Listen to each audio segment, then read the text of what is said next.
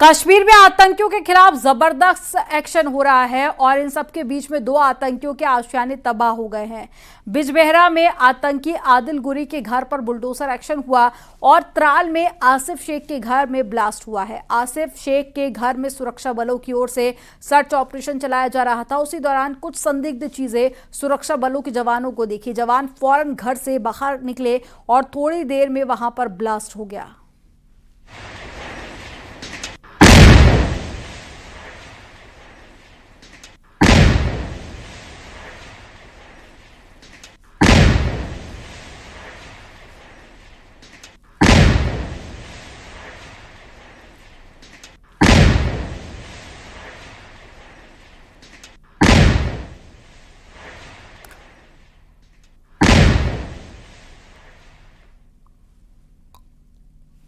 तस्वीरें देखिए, यहाँ पर कल ये कार्रवाई हुई है और पूरा जो मकान है वो मकान पूरा गिरा हुआ यहाँ पे नज़र आ रहा है। देखिए ये तस्वीरें हैं, यहाँ पे आप यही मकान जो है आतंकी आसिफ शेख का था और यहाँ पर वो रह रहा था। पहलगाम हमले में उसकी बहुत अहम भूमिका थी यहाँ पर और इसी मकान को पुलिस ने, प्रशासन ने एक संयुक्त अभियान के तहत चिन्हित किया और यहाँ पर इसको जमींदोज किया, बुलडोजर चलाया गया, इसको ध्वस्त कर दिया गया। दरअसल पिछले कुछ सालों से कश्मीर में जो आतंकी हैं, आतंकवादी हैं, जो उनको पनाह देते हैं, आतंकी घटना को अंजाम देते हैं, उनके घरों को जमींदोज करने की कार्रवाई चल रही है। फिलहाल सूत्रों के मुताबिक जो आतंकी आसिफ है वह पाकिस्तान में अपनी गतिविधियां चला रहा है, पाकिस्तान स्थित आकाओं की मदद ले रहा है। 2018-19 के बीच वह पाकिस्तान गया था और फिर वह लौटा था करीब 1 साल पहले के आसपास और उसके बाद वो अपनी गतिविधियां यहाँ से चला रहा था। तो यह बड़ी कार्रवाई है। इसमें फिलहाल उसका घर तो जमींदोज कर दिया गया है, लेकिन जो धमाका कैसे हुआ इस बात की यहाँ पर तफ्तीश चल रही है और न्यूज़ 18 इंडिया की टीम यहाँ पर आई है। ये देखिए ये पूरा जो मकान था, धमाका हुआ कैसे, एक्सप्लोजिव मटेरियल रखा कैसे गया, इस बात की ये पूरी तफ्तीश चल रही है। पहलगाम आतंकी हमले में एक शख्स का नाम आ रहा है आसिफ शेख। उनकी बहन हमारे साथ है। आसिफ शेख का घर जो कि जांच एजेंसियों के मुताबिक एक आतंकी है, उसके घर को ढाया गया है और वहां पर संदिग्ध चीज मिली है। आसिफ की बहन है हमारे साथ। ये बताइए कि जो उनका नाम सामने आया है, आसिफ का नाम, और अब उसके पीछे अंतिम बार उससे मुलाकात कब हुई थी आप लोगों की? हमारी तकरीबन मुलाकात हुई थी 2021 में, तब वो सिविलियन थे। 2021 में हुए थे, उन्होंने मेरी बात पक्की की थी, तब हमारा मुलाकात हुआ था। उसके बाद आसिफ क्या आता जाता था यहाँ पर, क्या उससे आपकी बातचीत थी? मैं लेबरिंग का काम करते थे जम्मू में, पता नहीं, मैं तब दारुल में थी। घर वालों का कहना है कि वो तब आए यहाँ पर, बोला कि हमें अखरोट लेने हैं, जाना है कहीं पे, तो पीछे से फौज आ गई। फौजों ने कहा कि उसने गन उठाई है। आधे आप खुद भी बोले, ये कब की बात है? ये कब की बात? 2022 की बात है। उन्होंने आधे घंटे में कहाँ से बंदूक उठाई थी? अच्छा, अब बंदूक उठाई थी उन्होंने, उसको भी मजबूर किया, ये बताइए, उन्होंने हमें बाई छीन लिया 2022 में। उसके बाद कभी कम्युनिकेशन हुआ आसिफ से आपका, कभी आगे हुआ? 2021 से हमें कोई लेन देन नहीं है उसके साथ। उसने भी हमें बेसहारा छोड़ा उस वक्त। उसने ये सोचा ही नहीं कि नहीं, मुझे पीछे से 3 बहनें अनमैरिड है, ऊपर से एक हैंडीकैप्ड बाप है, माँ बेचारी वो भी बीमार रहती है। उन्होंने एक बांध है, उसकी वजह से उसने भी ये नहीं सोचा तब। लेकिन इन फौजी एहलकारों ने भी उसको उस वक्त भी यही किया। आज इसका घर, ये घर उसका ढाया गया है और ये कहकर कि आतंकवादी है। कहाँ से उसका घर था? कहाँ से उसका घर था? ये अभी तो उसके बाप के घर नाम पे घर नहीं हुआ। उसके बाप का, उसके नाम का कब हुआ ये? आप मुझे बताएं।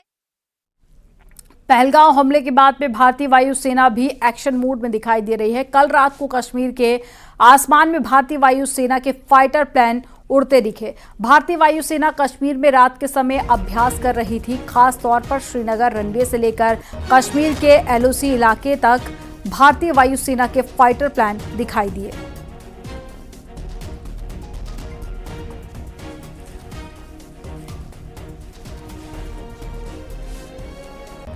वायुसेना का ऑपरेशन आक्रमण शुरू हो चुका है। पाकिस्तान की सेना ने एलओसी पर अपनी सेना की तादाद बढ़ा दी है। खबर है कि रावलपिंडी हेडक्वार्टर में एलओसी को लेकर जबरदस्त पैनिक मचा हुआ है और सैनिकों से कहा गया है कि बंकर में रहकर ही भारत की पोस्ट पर नजर रखें। इन सब के बीच में पाकिस्तान को लेकर इंडियन नेवी ने अरब सागर में एक बड़ा सिग्नल दिया है। अब सवाल है कि क्या पाकिस्तान को पहलगाम की सजा देने के लिए ऑपरेशन कटार शुरू हो चुका है।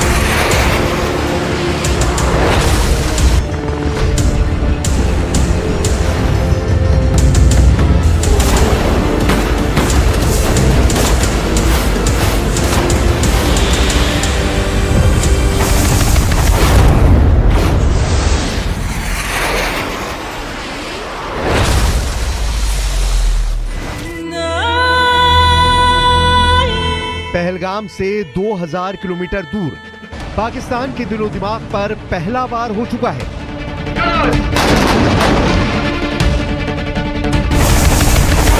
यह मिसाइल फायर करके बता दिया गया है कि पहलगाम का बदला लेने वाला इरादा कितना मजबूत है।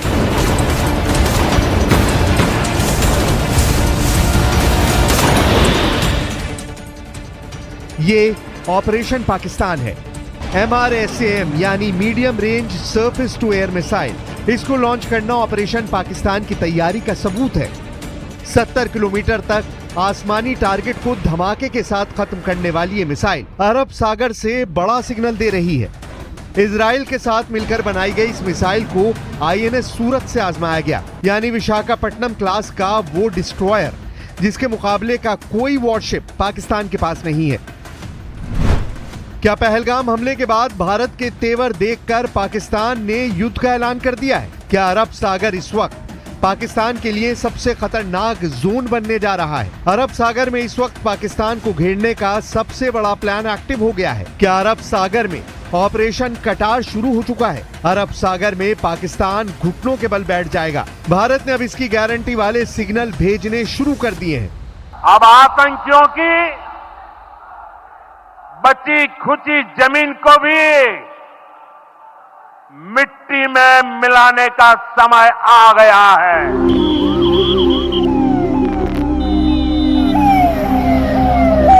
बताइए, पहलगाम में आतंकियों ने जो किया उसकी कीमत पाकिस्तान में बैठे उनके सरगना जरूर भुगतेंगे। ये बात पाकिस्तान की सरकार भी जानती है। वहाँ की फौज तो बहुत अच्छी तरह इससे वाकिफ है, लेकिन पाकिस्तान की साजिश को सजा देने वाला शुरुआती ट्रिगर क्या होगा, इसका फैसला भारत करेगा। MRSAM को लॉन्च करके भारत ने बता दिया है कि पाकिस्तान को जवाब जरूर मिलेगा।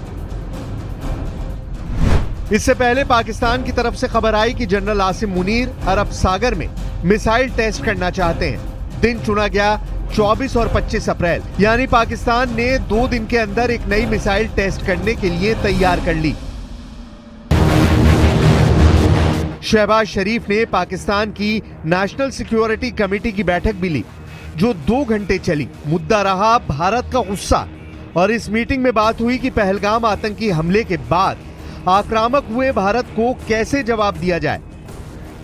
और फिर आया पाकिस्तान का वो फैसला जिसकी उम्मीद थी। पहलगाम में हुए आतंकी हमले के बाद जिस तरह से भारत ने पाकिस्तान के कान उमेटे हैं, शहबाज शरीफ और उनके जनरल जैसे बिलबिला पड़े हैं। पहलगाम में अपने आतंकियों की करतूत देखकर पाकिस्तान के पास बचने का कोई रास्ता नहीं है, और अब शहबाज की सरकार ने भारत के खिलाफ बौखलाने वाले फैसले लिए हैं।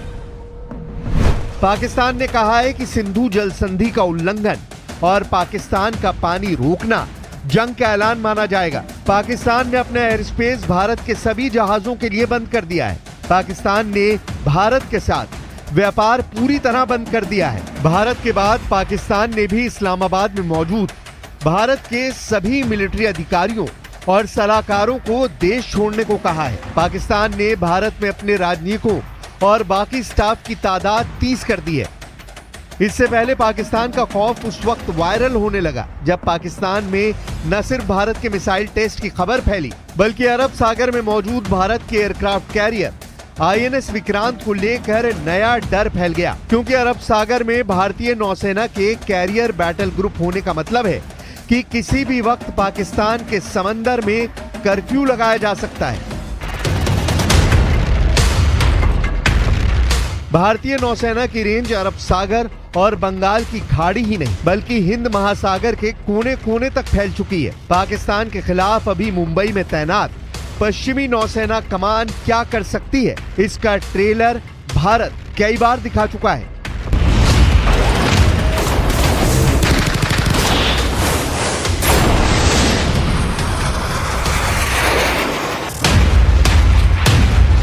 (1971) में अरब सागर में चलाया गया ऑपरेशन ट्राइडेंट यानी त्रिशूल, जिसमें कराची पर ऐसी बमबारी की कि आज भी पाकिस्तान की फौज कांप जाती है। 1999 में करगिल युद्ध के दौरान चलाया गया ऑपरेशन तलवार। इस ऑपरेशन में पाकिस्तान की समुद्री सरहदों पर ऐसा पहरा डाला गया जिसमें उनका हिलना मुश्किल हो गया। सवाल है कि क्या 2025 में अरब सागर में ऑपरेशन कटार शुरू हो चुका है? मैं बहुत स्पष्ट शब्दों में कहना चाहता हूं, जिन्होंने ये हमला किया है उन आतंकियों को और इस हमले की साजिश रचने वालों को उनकी कल्पना से भी बड़ी सजा मिलेगी। अरब सागर में इस वक्त न सिर्फ पश्चिमी कमान के जंगी जहाज मौजूद हैं, बल्कि पूर्वी कमान में तैनात रहने वाला INS विक्रांत भी इसी मोर्चे पर टहल रहा है। ये समंदर पर तैरने वाली ऐसी हवाई पट्टी है जिस पर से MiG-29 के लड़ाकू विमान लॉन्च किए जाते हैं। अरब सागर में भारत की ऐसी फायर पावर को रोकने के लिए पाकिस्तान के पास विकल्प काफी कम है। इस बड़े समुद्री बेड़े के साथ में है ऐसे बड़े बड़े डिस्ट्रॉयर जो अकेले अपने दम पर पाकिस्तान की नौसेना से टक्कर ले सकते हैं। ये है भारतीय नेवी के वो डिस्ट्रॉयर जिनके बराबर का बैटलशिप पाकिस्तान के पास नहीं है। ये है भारत के 7000 टन वाली कैटेगरी के वॉरशिप यानी विशाखापट्टनम और कोलकाता क्लास के डिस्ट्रॉयर जो लगातार हिंद महासागर में टहलते रहते हैं। फायर पावर के लिहाज से ये किसी भी मायने में दुनिया के बड़े से बड़े जहाजों से कम नहीं। ब्रह्मोस जैसी सुपरसोनिक क्रूज मिसाइल और बराक एयर डिफेंस सिस्टम के बाद अब MRSAM ने इन्हें नई ताकत दी है। ऐसी मिसाइलों से लैस होने की वजह से ये बहुत ही खतरनाक हथियारों वाला पैकेज लेकर चलते हैं। भारत के पास अभी बहुत ही शानदार क्लास के डिस्ट्रॉयर हैं। एक है विशाखापट्टनम क्लास और दूसरा है कोलकाता क्लास का डिस्ट्रॉयर। दोनों ही 7400 टन कैटेगरी के डिस्ट्रॉयर हैं, जिसमें 32 बराक मिसाइल हमेशा लोड रहती हैं, जबकि 16 ब्रह्मोस सुपरसोनिक क्रूज मिसाइल इन्हें बहुत ज्यादा खतरनाक बना देती हैं। ब्रह्मोस मिसाइल की रेंज शुरू में 290 किलोमीटर थी, जिसे अब बढ़ाकर 450 किलोमीटर कर दिया गया है। वहीं तैयारी अब 800 किलोमीटर रेंज वाली ब्रह्मोस की है। यह ऐसी मिसाइल है जो गोली की रफ्तार से चलती है और इसे रोकना दुनिया में किसी एयर या मिसाइल डिफेंस सिस्टम के बस की बात नहीं है। पहलगाम में हुए आतंकी हमले के बाद भारत ने अपने हर हथियार को एक्टिव कर दिया है। सबके टारगेट पर पाकिस्तान के आतंकी इरादे हैं। We will pursue them to the ends of the earth. India's spirit will never be broken by terrorism. Terrorism will not go unpunished. Bharat के पास इस वक्त करीब 150 वॉरशिप हैं और 2030 तक भारत को 180 जहाज वाली नेवी बनाने की तैयारी की जा रही है। पाकिस्तान की नेवी के पास 85 वॉरशिप हैं, लेकिन चीन की मदद से पाकिस्तान 20 नए जहाज शामिल करने का प्लान बना रहा है। ये दोनों पावर अरब सागर में टकराई तो नुकसान पाकिस्तान का होगा। ये बात जनरल आसिम मुनीर बहुत अच्छी तरह जानते हैं। अरब सागर में भारत किसी भी वक्त ऐसा ऑपरेशन चला सकता है जो पाकिस्तान की पूरी नौसेना को खत्म कर दे। वैसे शुरुआती रुझान बता रहे हैं कि पाकिस्तान को समंदर में सैनिटाइज करने की तैयारी पूरी है। इसके लिए अंडर वाटर वाली फोर्स भी देख लीजिए, यानी सबमरीन वाली पावर। भारतीय नौसेना के पास अभी 19 पनडुब्बियां हैं जो एक्टिव हैं, जबकि पाकिस्तान के पास 5 सबमरीन हैं। भारत की सबसे खतरनाक पनडुब्बियों में है INS अरिहंत और INS अरिघात, जो देश में ही बनी परमाणु पनडुब्बी है। इसके अलावा स्कॉर्पियन क्लास की 6 पनडुब्बियां भी हैं, रूस से 90 के दशक में खरीदी गई। किलो क्लास की 7 सबमरीन भी हैं, जर्मनी से ली गई HDW टाइप। 209 पनडुब्बियों में भारत अभी 4 ऑपरेट कर रहा है।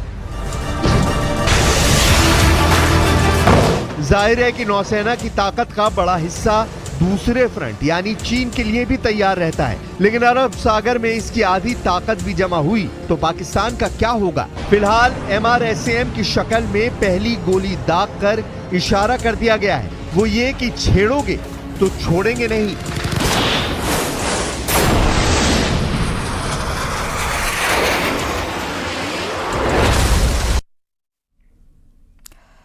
एसपी सांसद रमाशंकर राजभर ने पहलगांव में हुए आतंकी हमले को लेकर कहा है कि बीजेपी हिंदू मुस्लिम कर रही है, वहां पर सुरक्षा की जिम्मेदारी पर कोई बात नहीं हो रही है। वहां पर मुसलमानों ने ही कई पर्यटकों की जान बचाई है, वहां कोई हिंदू सेना नहीं थी, वहां कोई हिंदू सेना नहीं थी।